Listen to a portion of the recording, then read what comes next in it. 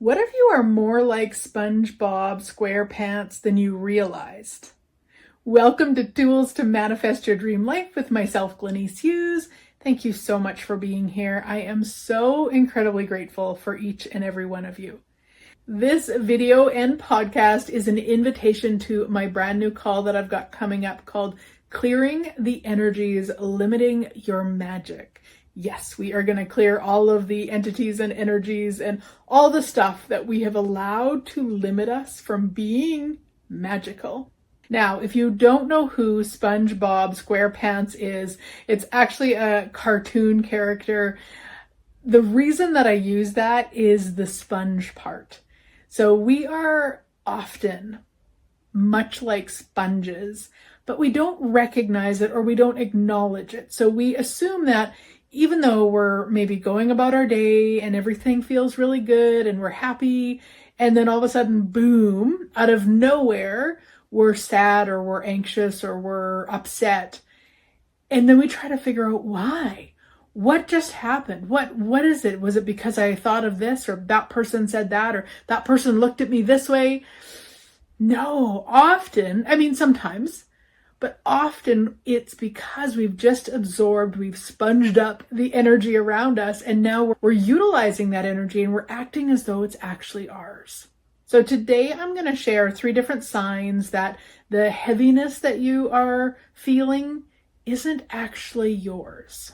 We are all energy beings. What that means is that we have an energy field around us, within us. As many of you know, hubby and I now travel the world pet and house sitting. And so this is something that I've had to become even more aware of, because I am literally living in other people's houses, sleeping in their beds. And it was interesting. I had a friend from actually grade school. Her name is Nancy, and her and I got together last month, and we were talking about this because she was asking me, how do I find interacting with other people's, living in their homes so closely, and how did I do with that? And it was an interesting question, because it's not something I really even think too much about anymore. It's something I used to have to work really hard at when I would spend time at people's houses or even just go for a visit. I could just pick up the energy that was there and then not even recognize it, but start living as though that was my energy. So if there was some anger in that house, then picking that up, and then I felt angry, and then I would try to figure out why am I angry? What happened that I'm angry? Instead of recognizing that I am just incredibly aware. And if I don't acknowledge it, then I'll start to spin in it as though it's mine. And so this is something you really want to recognize with all the signs I'm going to talk about in the show today. Is the awareness is always number one. We have to be aware. Now, the cool thing is you don't always have to know what you're aware of, but you have to acknowledge that it's awareness. And so it's a simple question of, okay, what am I aware of right now? That can shift so much energy in that moment, just in that question. You don't even know what you're aware of, but by asking the question, you're acknowledging that you're aware of something. One of the signs that I want to talk about is just recognizing that if your mood changes suddenly, it's possibly not yours. It's possibly something you've picked up. And you don't have to be like hubby and I living in somebody else's space to do that. You could pass by them on a train. You could just be sitting in the same room with them. You could just think about them. This is how incredibly aware we are, but you could truly just think about the person and become aware of whatever mood they're in, and then take it on as though it's yours. A lot of times when people have this occur and they finally start to recognize it's not theirs, and they can ask a question or they can do some of the other things that we'll talk about here shortly, then they start to go into judgment of themselves. Like, they shouldn't be like this, or what's wrong with them that they're like this. And what I really want you to understand is that you are incredible. You are magical. You have capacities and abilities beyond. And so if you could acknowledge this as the capacities, as the magic of you, rather than you're wrong, it's just that we're not taught this. So we don't have a lot of skills or abilities to shift it or even to recognize it. So it's not that you're wrong. It's not that you're bad. It's that you are magical as fuck. And you really want to look at celebrating that, but also utilizing these tools that I'll be talking about so that you don't have to be at the effect anymore. Let's say you're somewhere, you're feeling good, and then suddenly your mood changes, and you can ask, of course, what am I aware of? You could also do like an energetic thing where you imagine yourself like under a rain shower.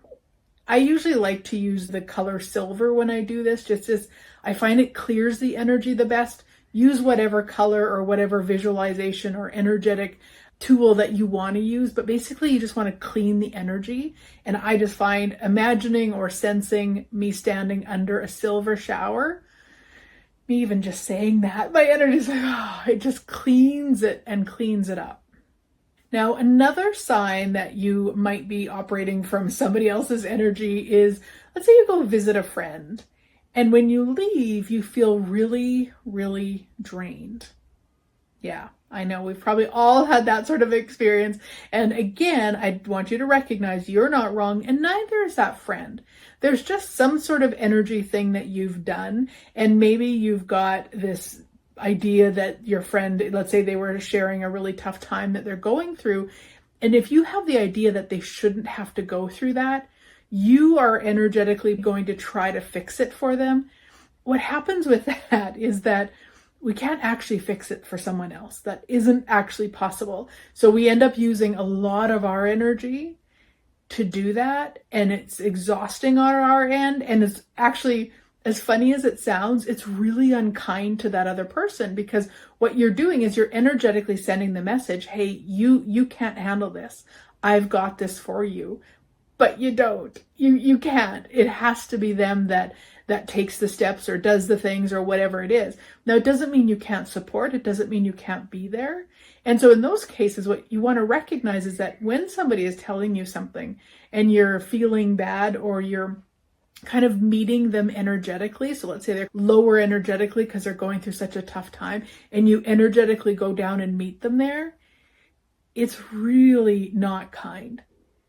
So, and this is more just an energetic thing. You don't have to say a word, but from an energy basis, if you could listen from the space of knowing they've got it, knowing they too are magical as fuck and they can manage it, that you are there to support, to cheerlead, to assist in any way that would contribute, but you're not going to take it on. You're not going to try to suck it out of them. You're not going to try to handle it for them or fix it for them or meet them where they're at energetically.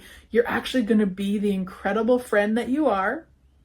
And you're going to stay in the higher vibration, knowing they've got it, knowing they can do it. Yeah. I mean, can you perceive that energy difference from, I need to help you, I need to fix this, I need you not to be going through this tough time? Ugh, heavy, to you've got this. I'm right beside you and you've got this. Yeah. So recognize that if you are leaving a situation or you suddenly feel exhausted after spending time with someone, it's possible that you've taken on their stuff. So you can, again, ask, what am I aware of here? One of the things that I like to do, and it's because it makes me laugh, is I will remind myself, not my circus, not my monkeys. And even if it is my circus and my monkeys, it's still not my circus and not my monkeys. I just want to use that to make myself laugh, to recognize, hey, I don't have to take this on. This isn't my job. And it's lighter for me. It's funnier. So something like that you could utilize. Could also use something like cutting a cord. So sometimes when we are trying to help somebody or really superior bitch them, as I like to call it, where we want to jump in and fix it, we connect cords between us and them. And what happens then is that cord that's where it's kind of sucking energy out of you in a sense. And so you can just close your eyes and just imagine a cord and just go ahead and cut it so that it's healed on our end and healed on their end. The other thing with this situation, it's not always from our side. Sometimes if we have been able to assist somebody in the past or contribute, they can energetically latch on and have this expectation maybe even a demand of you energetically to do the same. Like, you can fix it, you can help me, you can, and it can become not so much us putting that cord there, but them putting that cord there. Same idea though, you still cut it, heal their side, heal your side, and carry on. Not my circus, not my monkeys, if that's fun for you. What am I aware of? If I didn't take this on for this person, what magic could I create? How much could I contribute? Like, really start shifting it around and recognizing, just start recognizing that, again, you are this magical. You are this magical. Like, it is something to be celebrated. You just want to make sure, one, that you are completely aware of what you're choosing energetically and that it's actually contributing. Another sign that you are holding on to other people's stuff or you've picked it up is where you start looping thoughts that don't actually sound like you. And I'll tell you, one of the very first times that I was ever aware of this, it was still to this day, it's almost 20 years later, it might even be 20 years ago. I wasn't as aware of energies and such, but I was aware somewhat. And I was actually looking after my niece. She was just a baby. Her parents went on a trip that they won. They would have never went otherwise, but they happened to win this trip, so they took it. And her and I were together. Oh my goodness, you guys. I remember the very first night, and all I could think about as I laid in bed, she was sleeping in her room, hadn't stirred, and I was laying in bed ready to go to sleep. But all I could think about was, what if I die? Like, if I died while I was sleeping, then what would happen to her? Like, who would know that I was dead? I know how horrible that sounds, but this is what was going on in my head, and recognizing that this is not mine. I never ever thought about that before that moment. I mean, I had anxious thoughts or I had things, but never would have I ever thought about me dying and what would happen to my niece. Like, oh my gosh, it was incredible. And I was also very aware, thankfully, that they weren't mine, that I was just picking up on other energies. And it was just like, oh, okay. One, I'm really grateful that's not the normal for me. And two, that I could change it. Then I could really change it in that moment. Now, 20 years ago, one of the tools that I used a lot was actually the Lord's Prayer. It's something that a friend of mine who worked in the energy world way longer than me, and she was helping me understand my mediumship at the time and all the things. And so she used the Lord's Prayer as a way to clear energy. And so I had memorized the Lord's Prayer. And I would just, when I would go to bed at night, I would just repeat that over and over until I fell asleep. And that just was a really quick way for me to clear the energy and have space with that. Now, there's lots of different ways to do it. You don't have to just use the Lord's Prayer. You can use, if you've got some sort of a mantra or something that you say that really lights you up, you could utilize that.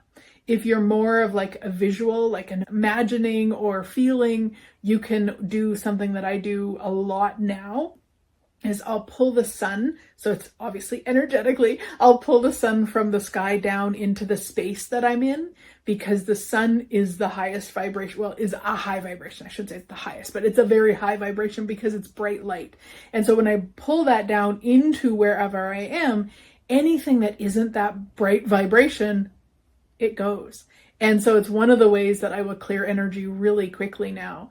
So basically, when you're thinking thoughts that aren't yours, especially like disturbing thoughts, find a way to clear the energy. Again, utilizing whatever works for you. If you don't have something, maybe go to YouTube and you could type in sound bath. You could see if there's some sort of an audio that you really like, or you could do like a meditation of some sort. There's so many different things, but again, if you don't have one, try pulling the sun in.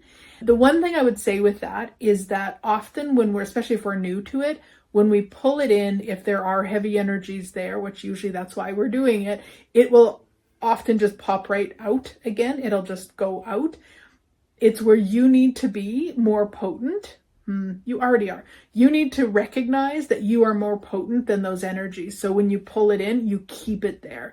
And that means then the energies have to go. But sometimes when we first start out and we don't really recognize how potent we are, it just comes in and it pops out and we think, oh, I can't do it. No, you totally can do it. You just need to be really, really potent, really, really powerful, and know that that light will burn out anything that isn't going to contribute. And as I said earlier, this is an invitation to an upcoming call that I've got called Clearing the Energies Limiting Your Magic. And this is where we will start to identify all of the foreign energies and entities and all the things that we allow to stop our magic and all the different ways to clear them. Yeah. So it is September 25th at 8 a.m. Mountain. Link is above or below. If you don't see a link, reach out and I will get it for you. So just remember, your energy is an incredible asset to you. And the more that you keep it clear and clean and high vibration, the more that you will manifest and truly live your life as if by magic.